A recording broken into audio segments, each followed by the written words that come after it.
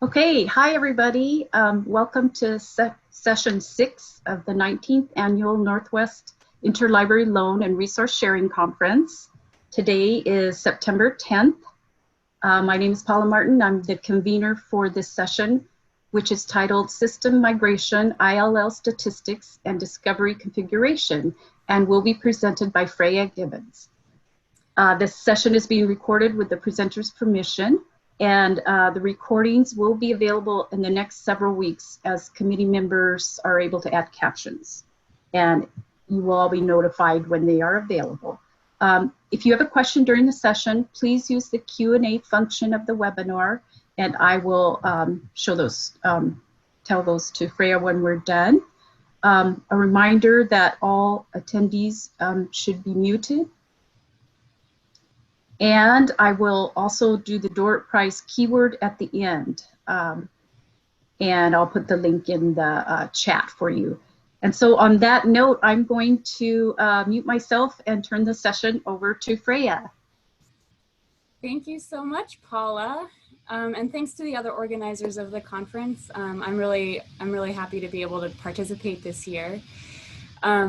So just a little background about me. I am presenting about statistics that I pulled from the ILL program at Dickinson College and some of the discovery statistics as well, where I worked from 2016 to the summer of 2020, and I've recently changed jobs, and so now I'm living in upstate New York.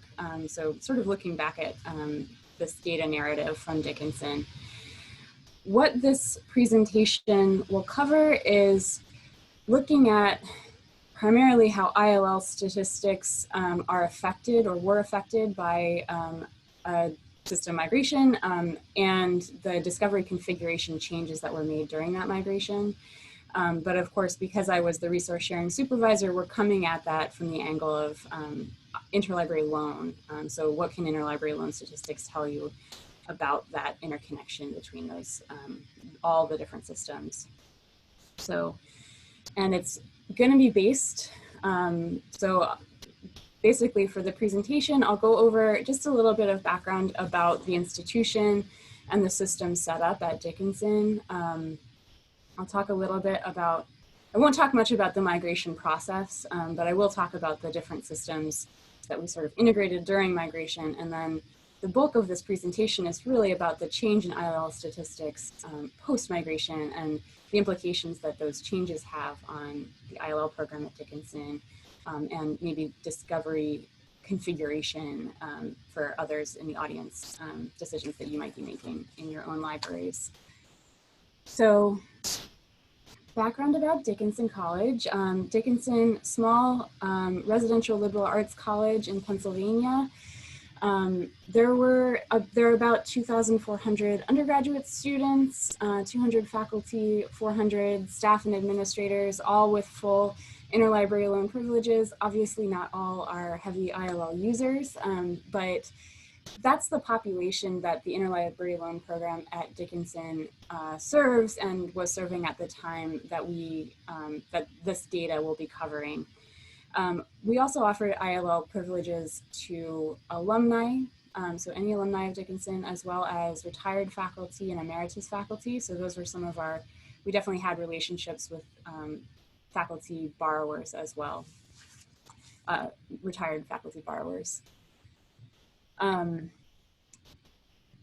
way the program at Dickinson is set up is a shared staff model. So all staff members in Access Services participated in ILL borrowing and lending operations. And we also had 5 to 7 student workers who did a lot of our lending, particularly our print lending and rapid lending that was all sort of integrated through the ILLiad program.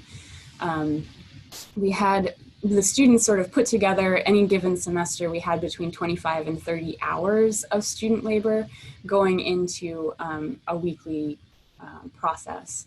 So it was a big investment of time of staff and students, but it was also a little bit decentralized. So as we start to look at the statistics of the program, that decentralization sometimes some of the data narratives weren't like obvious because it's not just one person doing like all of the borrowing in the program, etc. So we also had, here's a little picture.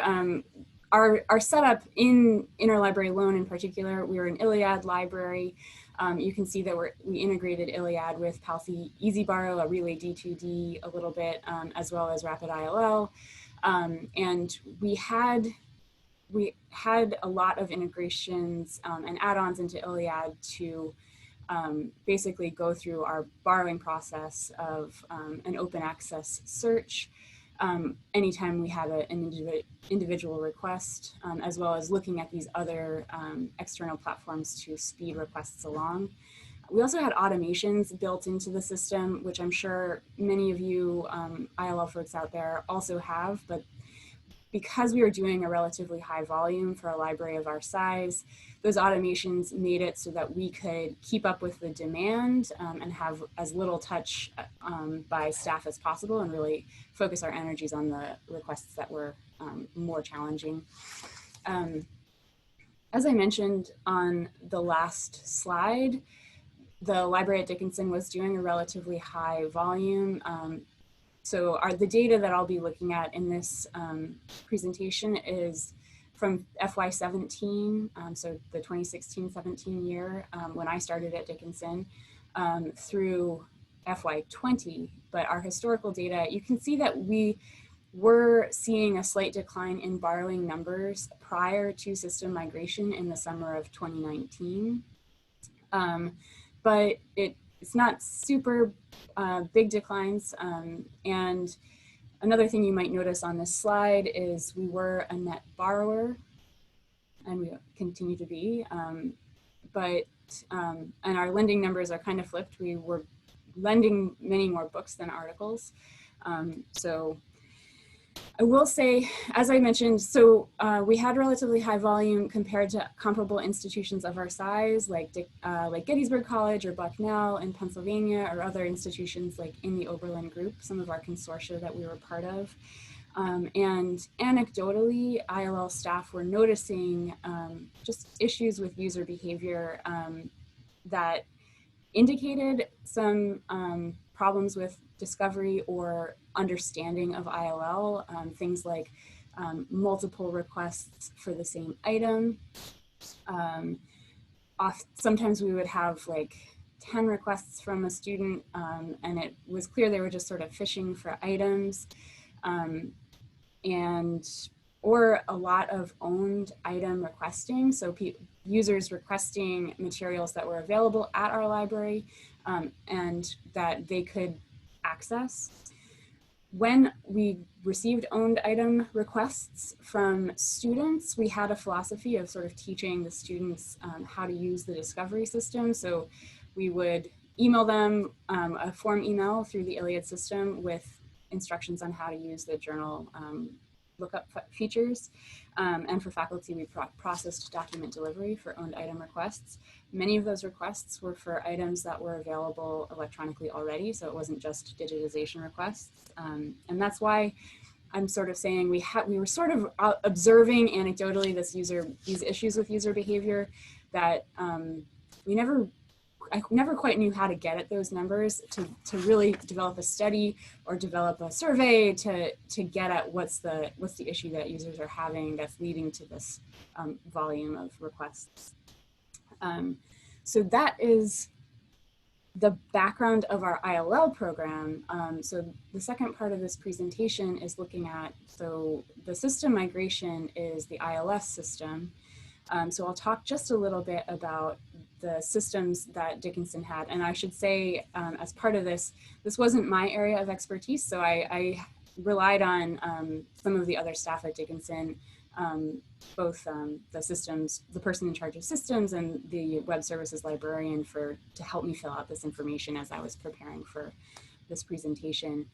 But, so Dickinson was a CiRCE Symphony library since 1996, so they were on that system for a very long time. And in 2010 is when they really began to seriously consider this ILS migration. and other options. And at that time, they started doing what I think a lot of libraries did, which was to start basically layering on other products to make the search experience a little bit better for users, like Link Resolver, Easy Proxy, EDS Discovery, about 5 years before migration. So at the time when EDS was implemented, the decision was made to really create a search experience that was kind of like the WorldCat search experience. That was, the idea was to sort of introduce users to the wealth of information available in the world, and then through instruction have them drill down and use limiters and get to items that were locally available. And some tweaks were made to discovery over time to try to foreground locally owned resources. But sort of what I'm getting at here is that I think is probably at the heart of some of these changes that we saw post-migration. So during migration, we migrated to Alma Primo in the summer of 2019. And if any of you in the audience have done that migration, you know it didn't just happen in the summer. So it was a long time coming, and a lot of work went into that. But during migration, in discovery, a decision was made to foreground owned items. So a relatively simple configuration decision for the Alma Primo environment that is, I think, part of the story that I'm telling today. We did also at the same time integrate the whole system we were using in ILL into the Alma environment. So that's maybe a story for another time, but during migration, we also tried to simplify the ILL experience for students and for other users of the systems. So let's get into the numbers. This is just a sort of a review. So I was looking at FY 17, 18, and 19. And this slide is now showing you those numbers just for the first 6 months of the fiscal year, July to December. And the reason I'm looking at those numbers is because the numbers I have for post-system migration are the first 6 months of the first 6 months of FY20. As many of you know, the data for the spring of FY20 are not consistent. So right now we're just looking at those first 6 months post-migration. And as you can see, here I add on FY20, there was a relatively dramatic drop in borrowing request volume post-migration, almost immediately post-migration. I'll say that from the perspective of ILL staff, it was observable just in our day-to-day processing. We kept waiting for that moment when in the fall semester, since we're an academic library, when we would expect our borrowing numbers to skyrocket, and they just never did. So this represents a 48% drop in request volume in the first 6 months of FY20. And you can see there's declines in both article and loan requesting, but significantly more declines in article requests than loans. My theory behind that is students often in the fall semester, which is what we're looking at here, rely on interlibrary loan as a supplement to their purchasing for their courses. So a lot of our early requesting of loans tends to be for course materials that they're going to use and that the library wouldn't necessarily, the Dickinson wouldn't necessarily have on hand. Here's another slide, just looking at those changes in numbers that we saw post-migration. This is article borrowing volume broken out by month from July to December. You can see FY20 there on the bottom in yellow. If you just take article borrowing numbers from FY19 to FY20, we saw a drop of 65%. These numbers are, I ran them through a Poisson test of statistical significance, and they are statistically significant at 99% confidence interval. So my first thought, and when we're looking at those borrowing numbers, is so what happened with lending. I'm looking here, or we're looking here at FY 18 through 20, those first 6 months as well. We did not see that same drop in lending numbers, but we did see a change in how lending worked in the fall of FY 20. Article lending goes up and loan lending comes down just a little bit. So that is part of that story as well. And some of you are probably already thinking about this, especially those of you who are practitioners and managers. Obviously, with a decline in request volume and borrowing, there is also a correlating decline in cost. So these are costs for the first 6 months of FY 18-19, pretty consistent, and then FY 20 we have a drop of almost $3,000, and that's the costs for our program at least are distributed in credit card payments, IFM purchases. We used the Get It Now service, invoice payments, and copyright payments, which we paid every 6 months. So as I was looking at that data, and I started to try to break down other trends that we were seeing in the data. So my hypothesis here is that obviously the migration led to these changes in ILL members, and that discovery configuration led to better usability and discovery, so that users aren't using interlibrary loan to fill that need of understanding. So historically, so looking back to FY19, this is like a pie chart for how we were either filling or how we were ending requests. You can see that just 69% of our requests, our borrowing requests, were filled by external suppliers. 11% of requests were canceled as locally owned and available. So if we owned it and it was checked out and they couldn't have it, we would send it out to other libraries. But if it was owned and available, we, as I said before, we would either cancel it or fill it as a document delivery. We also did that open access check, so 9% requests in open access, and then 11% are canceled. In those numbers are requests that were sent out into our other services like EasyBorrow. So in FY20, we do see some changes in how users are receiving and what the requests look like, I guess. So a larger percentage of requests are coming from external suppliers, and a much smaller percentage are being filled as locally owned. So 5% here versus 11% in the previous slide. We also see a decline in open access requests and some increase in cancellation of requests as a percentage. So raw numbers, it's much less, but as a percentage of fills or as a percentage of requests, more are canceled. So that's the raw numbers that we're looking at. We also, and this is the final slide I believe that I have, yes, this is the final slide on just like the data as we're looking at the different parts of this story, is a drop.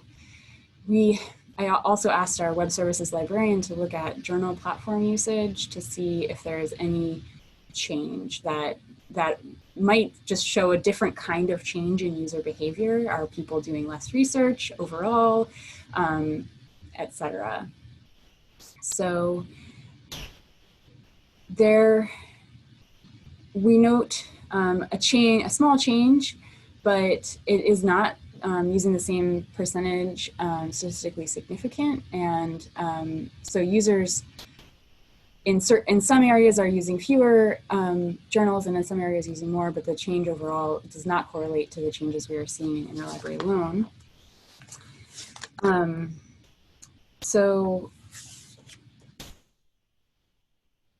I guess, and so as a conclusion for this, what those numbers, the story that those numbers are telling me is that although correlation doesn't equal causation, when you see such a significant change in how ILL members are, how we're receiving numbers, or how requests are coming through into interlibrary loan, I think it's pointing at some usability issues in our prior setup with discovery at Dickinson, especially because we're seeing in the decline in owned item requesting.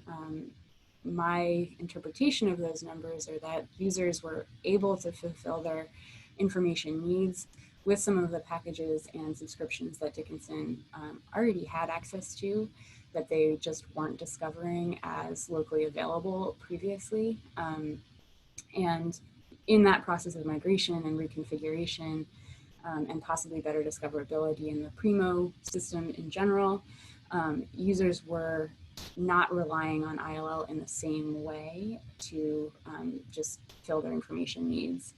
I think when we're at this time when users' expectations are set by Amazon and Google, it's definitely important for the library to maintain that integrated agile search experience. And as part of the story as well, I feel like is the deep interconnection between the discovery environment and the experience of ILL staff and the ILL program, at least at Dickinson, but I assume that that is something that is consistent. I mean, that's just something that's consistent across institutions. So as I'm sort of thinking about other reasons that this drop in request volume would have happened, we didn't experience a significant change in user population.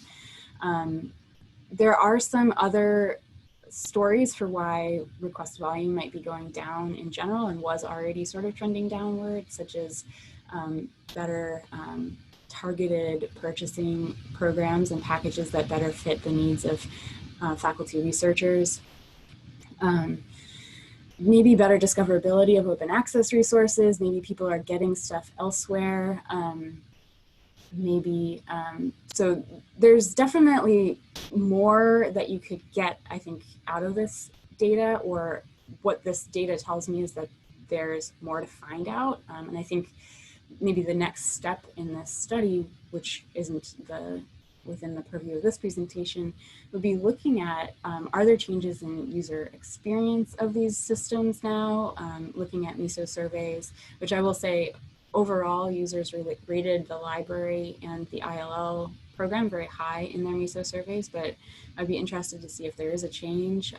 Targeted surveys of the user population and also maybe usability testing would be sort of a next step coming out of this data narrative. And some of that is already planned by Dickinson staff who are still working with these systems. As I said, I'm not there anymore. So I didn't talk a lot about the staffing implications, but as you can imagine, a decline in nearly 50% of request volume does lead to just changes in how that program would need to be staffed and how staff would use their time as well.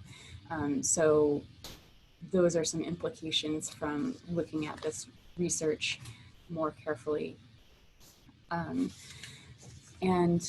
I will also say that there are, I want to just mention this, I guess, as in conclusion, there's a number of other studies that are looking at the impact of discovery and owned item requesting on ILL programs. In particular, there's a Musser and Coopy article, the title of which escapes me right now, the impact of discovery systems on ILL. So very similar data of implementing a new discovery system and looking at a 22% decline at Penn State. And they noted in their study as well, looking back, doing sort of a literature review of a lot of different studies looking at owned item requesting as an indicator of user behavior, and they saw that as a median of these different studies, there's about 11% across libraries. So I wanted to sort of throw that in at the end. I definitely relied a lot on Maureen Dermott at Dickinson and Jess Howard, as well as the professor of mathematics at Dickinson, Dr. Eddie Tu.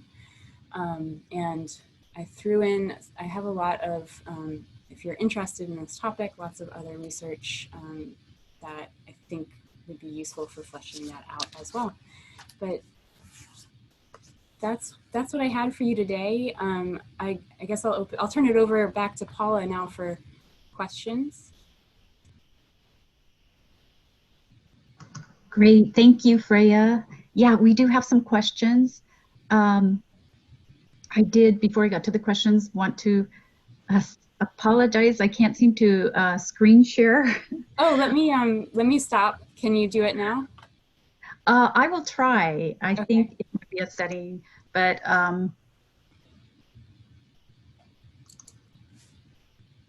it's really okay. I'm going to put, apologize that I can't show you the neat picture, but the next door prize is crab, and put that in there, and also put the door prize link there.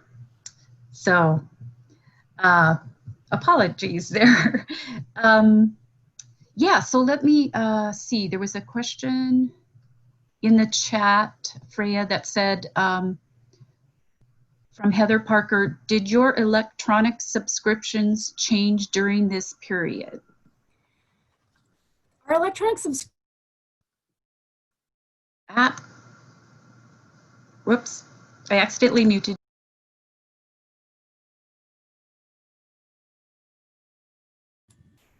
Can you hear me now? So our electronic subscriptions did change, especially because we were moving from EDS to the Primo environment. And so a lot changed with just access to those subscriptions, what would be pulled up in the discovery search, and what would be just not as discovered, not indexed by the search as well. That's not exactly my area of expertise, but I do know that there were those changes. I think like looking at how those changes affected usage would be sort of the next step of a study that's connected to this data that I'm looking at today, if that answers your question. Okay, thank you. So then in the Q&A, Christine asks, can you speak to whether the decrease in requests was consistent by students and faculty? Generally, better discovery would decrease student requests, but likely not faculty requests, as faculty requests would be perceived as not substitutable. Yes, that's a great question. I don't have the raw numbers right in front of me. We saw a more significant decline in student request volume overall, and faculty request, it did decline as well. So I will just say that at least my observation of user behavior is that some faculty that I worked with at Dickinson had just excellent, very targeted searches, and they knew what they were looking for. And I think sometimes some faculty still did have like discoverability issues with our systems. So even owned item requesting with faculty, we did process owned items as document delivery. So it wasn't always easy to tell if they just needed something digitized or if they couldn't find it in discovery. Although I will say that sometimes they would request items that were digitally available, and we delivered those as document delivery as well. So without my actual data right in front of me, I can't say exactly how much. I will say when I'm looking at the percentage of requests by supplier, that canceled number, so we went from like an 11% cancellation rate to a 16% cancellation rate. To me, one part of that that would be something that I would want to dig into more. But one part of that increased percentage of requests ending up in cancellation it might be part of the story of faculty requesting for more targeted, more specific items that that aren't fulfilled by our systems and are just harder to find out in the world of interlibrary loan. So that's something that that I'm interested in, and that this data, I think, could be drilled into more than what I have done for this presentation. Okay, thanks, Freya. Okay, we got more questions here from Carl. Can you tell us more specifics about how the patron experience differed post-migration? How did you emphasize owned items? Yeah, so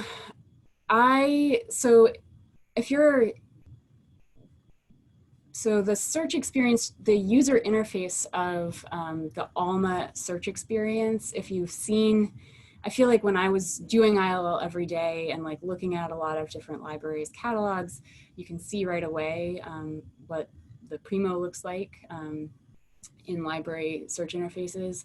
Dickinson still had a branded like discovery search. We called it Jumpstart. But basically, this minor change was when you type into the catalog or into Jumpstart any kind of search, the search just returns at the top of the search items that are available by default. So anything that is physically available, anything that is available electronically, depending on the search that you develop. And then you can use limiters on the side to either, get down to something really specific that you're looking for, or to expand your search to items that are available outside of the Dickinson library. So basically, the way that the discovery search worked post-migration, it really just pulled together items that were locally available. There were also features that this is not me, this was not my area, but especially Jess Howard, the librarian at Dickinson who did a lot of this configuration, would sometimes, like if a student typed in a really broad search, like Carlisle Indian School or something like that, that Dickinson specifically had resources for, it might suggest like, here's these, it would give the sort of a specific connection to locally owned resources that would sort of direct the student search. So I've been talking about foregrounding these owned items. I think another part of this, and this would come from additional usability testing and surveys and just additional data collection that I know that others who are still at Dickinson are going to do or are doing right now, would look at these other changes in the search experience and just discoverability. Somebody earlier had asked that question about like subscription changes, sort of really getting into that data about how are people accessing things, what are they accessing, and are they, like presumably based on, my little window through ILL, they're not using ILL in the same way they used to be. So they're finding something that they need, but like finding out more about that user behavior, that computer interaction that they're having, I think that's the next step that we haven't done yet. And everything changed this spring, as every library out there must be dealing with versions of that, but this data was obviously interrupted by the dramatic changes in how our operations worked this spring. Okay, thank you. Next, we have a question from Caitlin. What was your default scope on your discovery search after migration? Everything versus locally held? Yeah, so before migration, it was not exactly everything, but it wasn't targeted to locally held, and the default search after migration was locally held. So that was that big change that I feel like I mean, in my interpretation of these results is, I think that's one main thing that resulted in the change in like request behavior of students, where instead of just seeing like all kinds of resources, then they were just seeing like, here's a PDF that you can link to that's here right now. So yeah, so that default search, I think, is something like for those maybe in the audience who are configuring Discovery or making these decisions, it seems like a relatively small change to make that might have a big impact for your students or for your target population. Okay, great. Just a couple more here, I think. Karen would like to know, did the discoverability of the ILL request form in the ILS change in the migration? That's a good question. Yeah, so the form was already linked in our previous discovery layer, and post-migration, it I think it did somewhat, so it's a better the way the system worked, I think, was a little smoother in general, but the ILL form was still linked for non-discoverable items, but it was hidden, and this is actually, I should have potentially mentioned this earlier, for locally available items, so it wouldn't show up in the same way for locally available resources. So if something was available at Dickinson, instead they would find a PDF link. So this is again sort of a usability question, that the linking and basically the display of Primo, I wish I had a picture to show you guys. It was, I think, more user-friendly, but again, a little bit outside the scope of what I can do. But yeah, the way the PDF links displayed to get at owned items was more obvious in the ALMA or in the Primo environment. Okay, thank you. 3 more, are you okay with that? Sure, yeah. Okay, okay.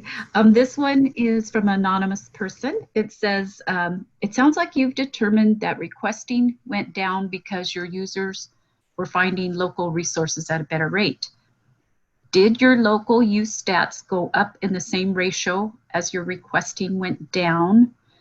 And is there a possibility that requesting went down because people were instead having increased difficulty with the discovery layer?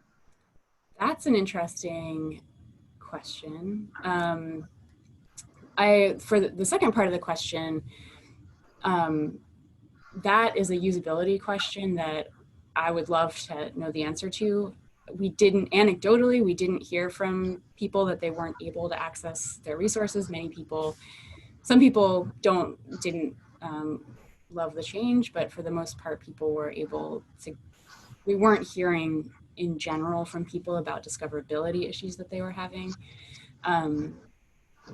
But when we looked, so the comparison we were able to do between like journal access in like all the different aggregators that we were receiving, the platforms we were getting journals from, we didn't see a significant change in user behavior. But I will say, as part of this is ILL stats compared to journal usage stats.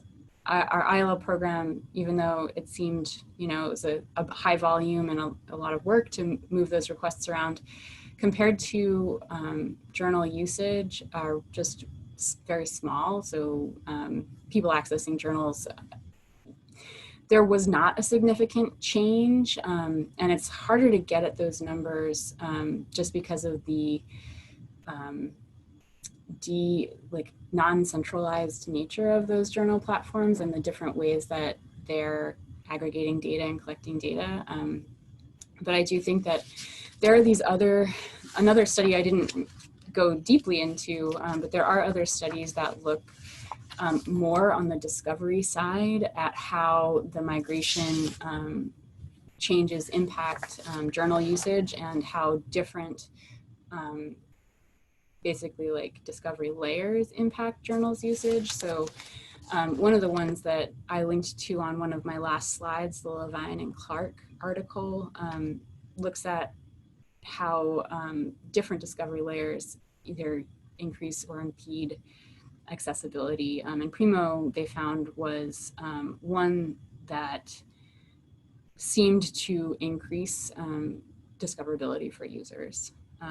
So I don't have the numbers from ours. Our library aren't particularly conclusive on that front, just because, yeah, they didn't change significantly, but you know, you could sort of start to extrapolate from what others are finding in relation to these different discovery layers.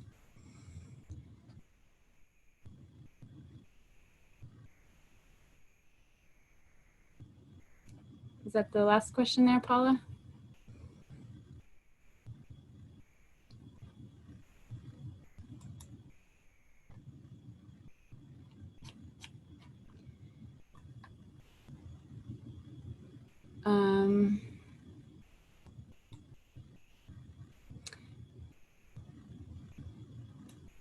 So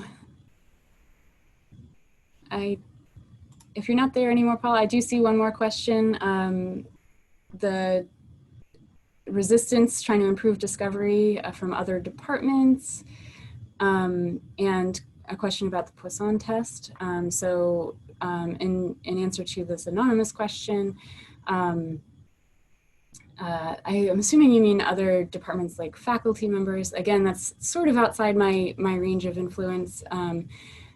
I would say it was mixed. So at first people maybe resisted that change, and some people continued to resist it. But ultimately, I think once people started to get used to the system, they sort of came around.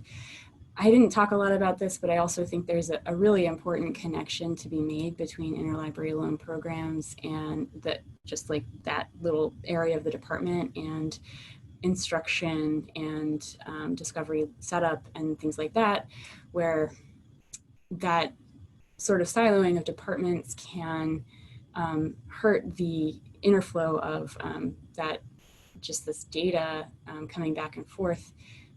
Our data was telling a story before this happened that might, you know, had we been just more on top of being able to tell that story to each other in the library, we might have been able to move, you know, change that environment a little more. And my decision to use the Poisson test was really based on my conversation with the statistics professor at Dickinson College, who directed me in that direction. It's been a long time since I had a stats, you know, experience with stats. The comparative counts, basically a Poisson test is looking at comparative counts over time, which is what I had, just like raw, like chunks of numbers over time.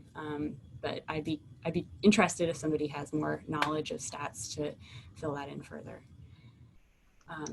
Okay, good. Yeah, I'm back. I think that's probably all we have time for today. Thank you so much, Freya.